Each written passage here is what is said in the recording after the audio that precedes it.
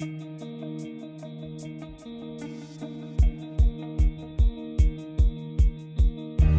damages the seabed, it kills plants and animals, and it releases carbon, which can contribute to climate change. I'm talking about the practice of bottom trawling. That's dragging a fishing net across the ocean bed, indiscriminately catching everything in its path. I'm journalist Angela Walker, and in this podcast, I talk to inspirational people and discuss underreported issues. My guest today is Jean-Luc Solandt from the Marine Conservation Society. Welcome to the programme. Thank you very much for having me. First of all, what exactly is bottom trawling? It's a process by which a powered ship, fishing boat, pulls a net along the seabed by the use of these warps, which are metal ropes, to take the tension of the net.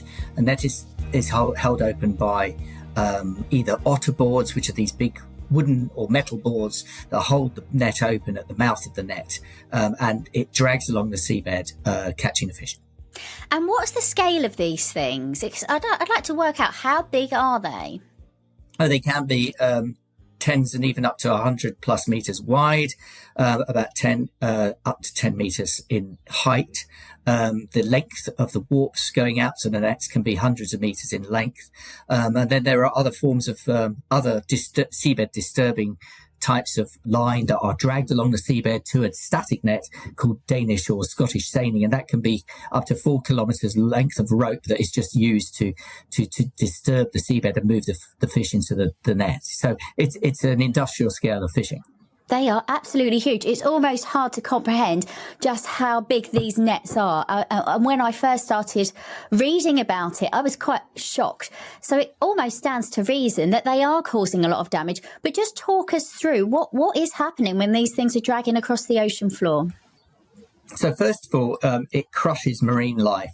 So even though the problem with some of the fishing industry and the way we reported the damage of these things is that, of course, a lot of the marine life is left destroyed on the seabed, and it's not therefore coming up in the net to describe the damage that is occurring.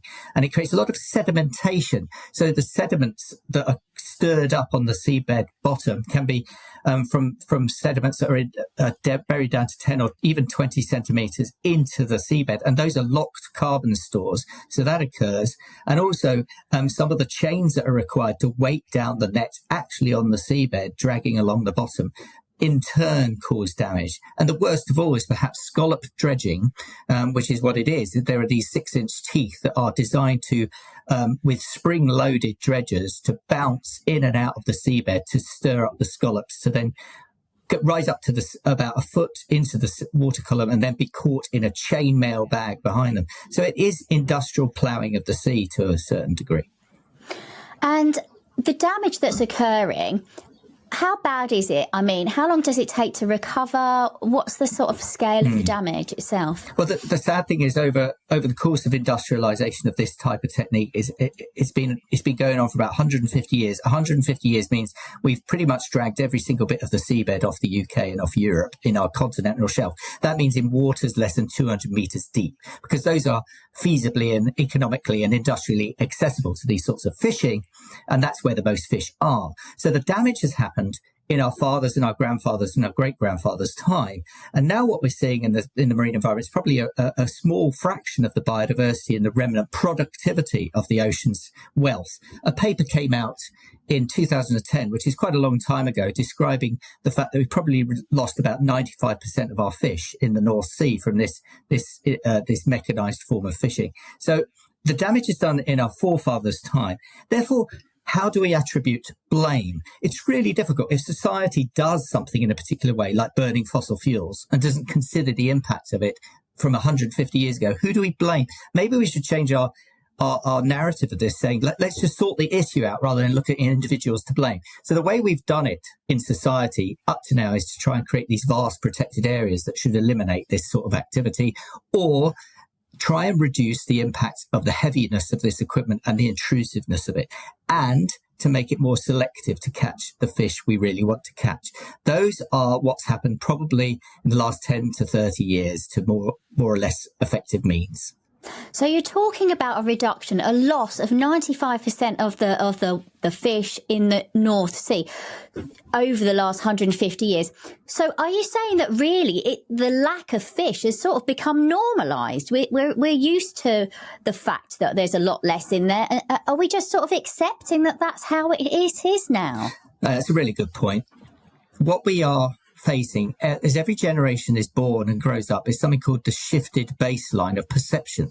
So your baseline when you were born, maybe 40 years ago, mine 53 years ago, we saw the ocean and the world looking like something. I mean, I grew up with the Amazon being almost pristine, and since then we've seen it being cut down considerably. Probably about 30% of it's gone. So my kids born 20 years ago, they've seen the Amazon of a certain extent. Now we can extend that to the sea to a certain degree. 150 years ago, these perceptions in science, these analysed data suggest that fishers could go out with a net and just throw it over the side of their boat without any steam power or petrol power in their engines and catch fish that would sort of be up to the gunnels, almost sinking the boat. You hear about that with the herring fisheries. You hear about that with cod, with mackerel, and this does not exist anymore. So we've had to fish harder and harder as every generation comes into the fishery. And when we argue every December with our European partners about quota allocation, we're talking about the dregs of the ecosystem. And sort of if there's a 20% rise from a baseline from the last 30 years, that to a fisherman 150 years ago would be derisible because we've just hammered the ecosystem so much in the last 150 years. So any increase is perceived by the fishing industry to be a good thing, but ecologists look at it much more cynically and much more over the longer time scale. Of course, because you're looking at the bigger picture. It seems a lot of the damage has already been done. What's being done now to sort of mitigate that? And, is there any possibility that the oceans can recover from this overfishing and this bottom trawling? Yeah, it's a really good, it's an interesting time to be around because I think in the last 10 to 20 years, we have seen a public and civil society and even political shift in the United Kingdom to deal with some of these issues. So I started working with Client Earth in about 2010. You probably heard of Client Earth because they take very successful air quality cases in London, for example. And they also worked with me in the ocean. And we took a case to the UK government that they weren't regulating their protected areas and making sure that the protected areas were had bans for these sorts of fisheries in place. Since which time we've seen about 17,000 square kilometres of UK seabed protected from this sort of activity, which the public would have thought would be automatic when marine protected areas are designated. But a designation of a place doesn't necessarily mean such an activity is regulated, which I think is criminal. I think in philosophy, we should have protection so the public aren't duped, perhaps, over what an area of the ocean should be. They would think automatically dredging or trawling would be eliminated. So it took us with Client Earth a number of years to make sure that happened.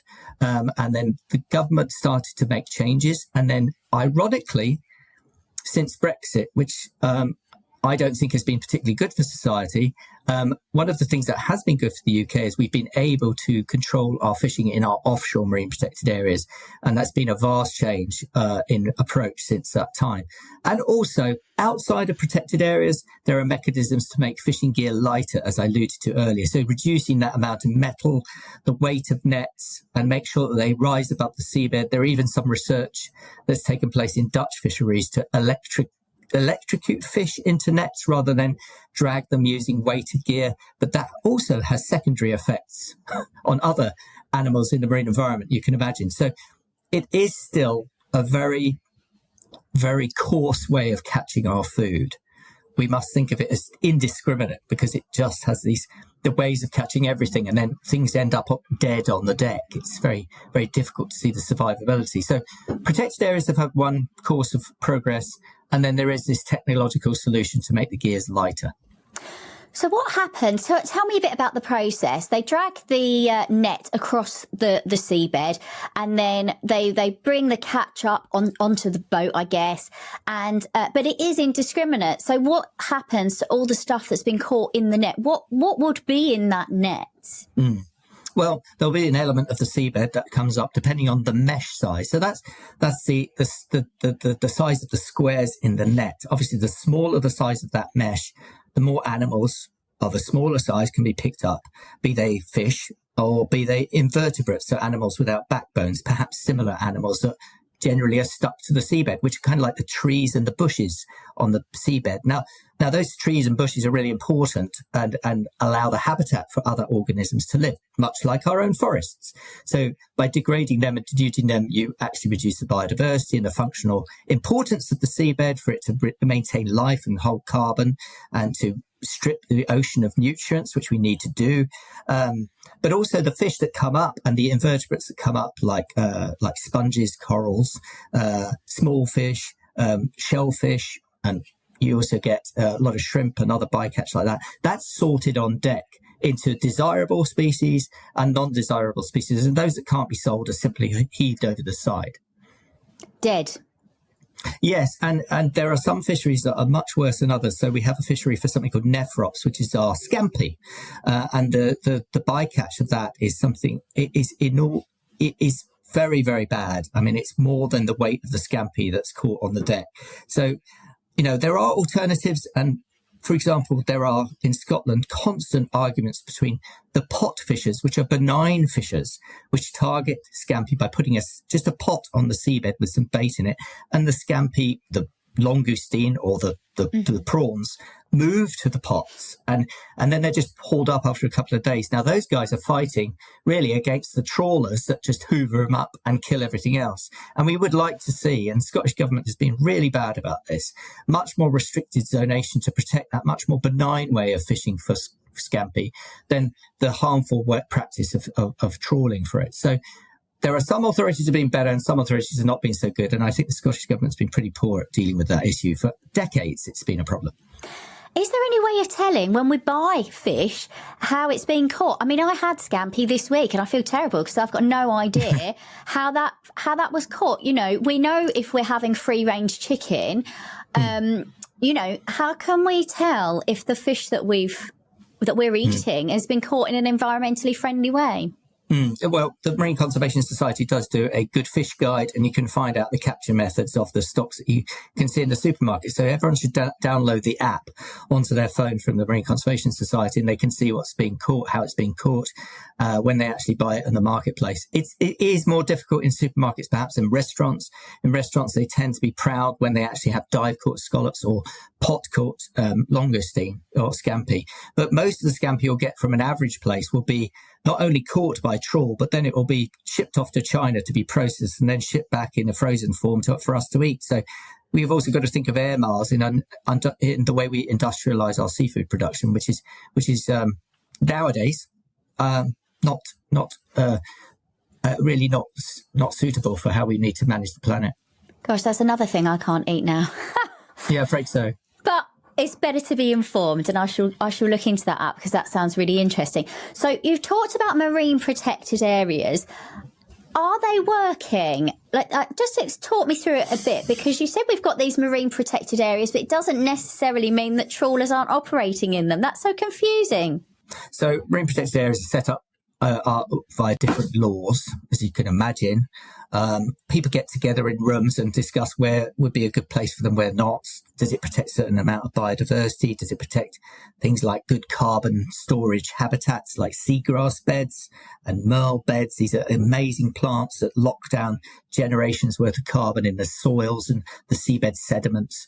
So we're getting more and more aware of what habitat should be protected. Now, when the designations happen, so you call something a marine protected area, it doesn't mean it regulates everything automatically. So if something is ongoing in an activity that's there prior to the designation, sadly, in our country, it doesn't mean it's stopped or immediately restricted. We at the Marine Conservation Society, with so many other actors, know this, unlike the public. And we've tried so hard for many, many years to stop trawling in many protected areas. The most obvious ones being where the seabed is protected. So that would immediately suggest that trawling should be banned immediately. But it's taken us many, many years of in a way, fighting with regulators and discussing with fishermen that this is unreasonable to us and to the long-term health of the ecosystem to perpetuate this activity. So, and because it's out of sight, out of mind, underwater, the public isn't so concerned. If it were to happen on your local woodland or in your local park, that you saw someone going there with a dredger or a roller and just eliminated the habitat, there'd be uproar. That is not the case at sea. That's really why. That's a really interesting point that you make. And it brings me on to the thought of who is policing it and how. I mean, it must be incredibly hard to check if it's going on and to what extent. Yeah, there are various ways. In our nearshore waters, we have in England, we're very lucky, something called the Inshore Fisheries and Conservation Authorities. 10 authorities dotted around the coast from Cornwall all the way up to Northumberland that know their fishermen, they know their fisheries that are taking place. And they also are able to put satellite technology on the boats to show where they are all times. And in a similar vein, offshore, which is where there's much more international fishing, another agency called the Marine Management Organization is looking at the activity of these vessels only using remote sensing technology, as we call it, or satellite technology. So that is basically a unit on the wheelhouse of the boat that sends a message every 2 hours in the case of offshore fishing, or nearshore fishing much more frequently than that, to a satellite. That satellite transpons the position of the boat and the speed at which it's moving, which is critical, to the regulators ashore. Now, if those boats are moving at less than 4 kilometers an hour, 4 knots, sorry, should use the nautical term, they are deemed probably to be fishing, because when you're trawling, you have to allow the net to go at a speed that catches the fish efficiently. And also trawling on a satellite chart looks like a zigzag line because they go back and forth over an area that they think is productive, rather than a boat going from A to B necessarily goes in a straight line at a faster speed. So we can use these different attributes as to managing our activities at sea. Yeah, it's interesting. When you see these aerial photos and the satellite imagery, it's quite obvious what is going on, actually, isn't it? You can see the lines and the zigzags in the ocean.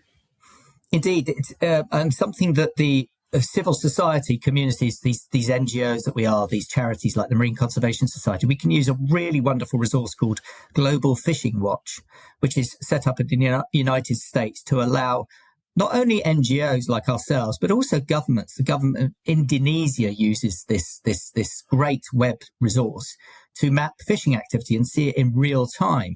And then you can send authorities out to see where boats are and actually see if they're in the act of fishing within enforcement vessels or helicopters or planes, and do overflight data, and then possibly prosecute individuals if they continue to be acting suspicious or have fish caught in those protected areas. So that's the way the world's going, with much more remote sensing technology.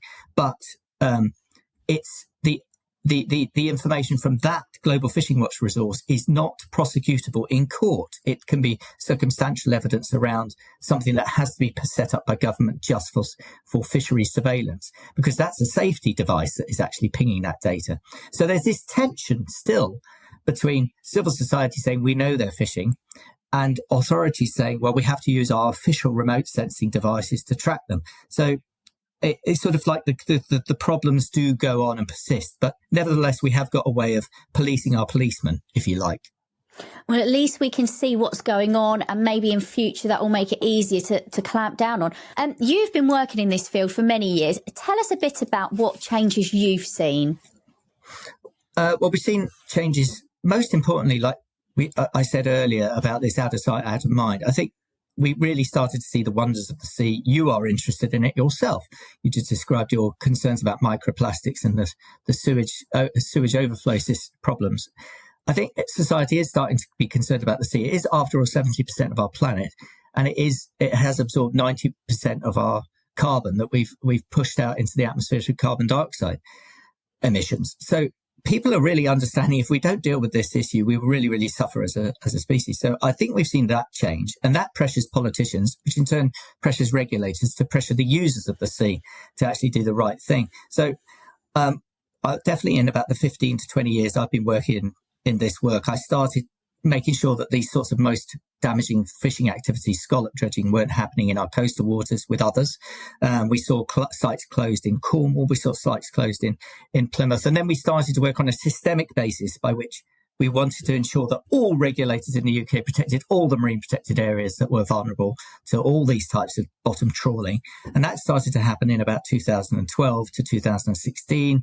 We saw inshore waters. And then, as I said earlier, Brexit allowed us the opportunity to manage the seas from 6 miles out to 200 miles. And now we've seen progress in about, the Dogger Bank, which is an area here on the shipping forecast, is a bank which used to be land before the last glacial meltwater. It was land up until about 12,000 years ago, would you believe? So it's this shallow bank in the middle of the North Sea. It used to be called Doggerland, and that is historically been fished, and that was entirely closed. 12,300 kilometres squared, which is 5 times the Lake District. It was entirely closed to all forms of bottom trawling in 2022. And we saw a 98% reduction in fishing activity because of that closure, with some errant vessels sort of tweaking at the edges. That was the 2%. So we have seen successes. We must be positive. We must forge ahead, because conservation could just look at itself and go, what difference are we making in the grand scheme of things? But if we don't try, we must try to resolve some of these issues and then start to see the productivity return and the richness return. And that inspires me, and it should inspire everyone. That's what I was going to say. So it was only a couple of years ago that trawling stopped at Dogger. Do we know if the area's recovered at all? That's a good question. It's very costly to do the science to monitor the seabed. As you could imagine, you've got to go out 100 kilometres east of Hull on a research vessel, which costs £6,000 to £10,000 a day just to have at sea. And then you've got to drop the cameras onto the seabed, and you've got to record what fish populations are there by using things called baited underwater remote video. So you put a bait on the end of a pole and have a GoPro on a weight, and you see what turns up. So these are the sort of techniques we're using. And I know that some colleagues in a Dutch NGO, because it is in the middle of the North Sea, they funded such a research trip in November, and they did record some interesting marine life in areas that had hitherto been trawling, but they hadn't been before the ban. So it's really difficult to compare the difference. I think we'll only see a difference in about 5 to 10 years, when long-term restrictions of that sort of scale will start seeing fish populations go up and seeing the seabed life start to recover. Yeah, I'd love to know how quickly the seabed can recover after this kind of intensive fishing. I mean, at the end of the day, there are a lot of people making an awful lot of money out of bottom trawling.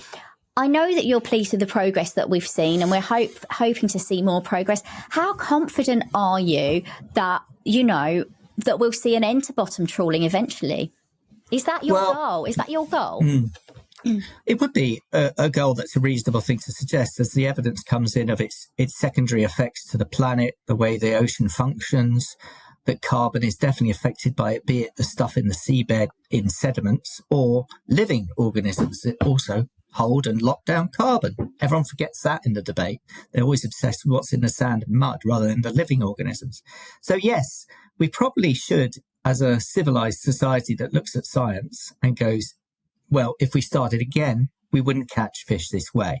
So in that sense, what we need to do is go back to line fishing. We need to go back to static net fishing, which is where you put nets on weights, but don't drag them through the seabed, just put them down. But those, of course, have problems with bycatch of things like dolphins and sharks and seabirds. So no fishing technique is really pretty devoid of its secondary impacts, outside of its target species.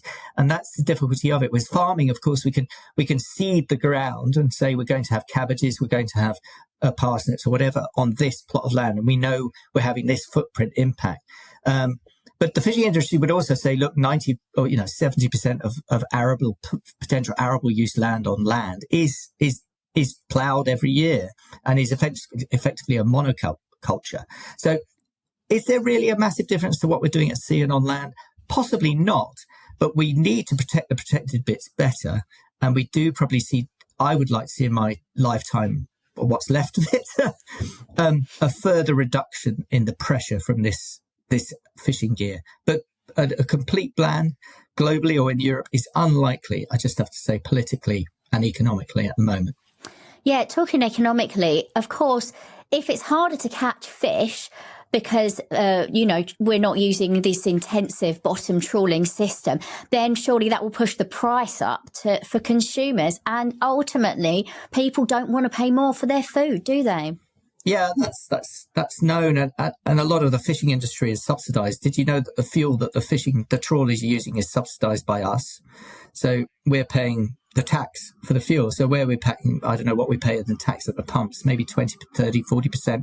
That is paid for by government to fish using these gears, which I think is not good. Gosh, so we're actually funding the bottom trawling out of the taxpayers' money. That is a truth that is unpalatable, I would suggest, given its effects on the oceans, and those subsidies also are in certain EU fleets. In Spain, the subsidies extend to things like docking facilities, harbour, ports, freezer units. If you go to northern Spain, you can see these enormous, beautiful EU-funded infrastructure projects that support, a fishery that is reducing in its catch rates and its efficiency. So we need more regulation on restriction rather than keeping the thing going in its current form. Would you argue then that instead of subsidising bottom trawling, that the EU should be subsidising more environmentally friendly fishing methods, surely? Absolutely. And it's still the power of the bottom trawling industry that lobbies the EU to keep it going. So I think power is where money is, and money is where those big industrial trawlers exist. So I would go back on an earlier point that you said. I don't think there are a lot of people earning a lot of money, but there are a few people earning a lot of money that have a lot of power, that own a few big boats that keep things going as they are. So, and there's been a lack of democracy in the allocation of quota. We've heard about Greenpeace have done some excellent work, and Seas at Risk, some colleagues of mine, to find out that lobbying goes on behind closed door with fishing industry representatives to the ministers that set the quota for fisheries that aren't in the interest of the average smaller boat fisherman. But that's more of an EU problem. In some ways, what we've done since leaving the EU has been more helpful to our smaller scale fishers who are less impactful to the environment in British waters.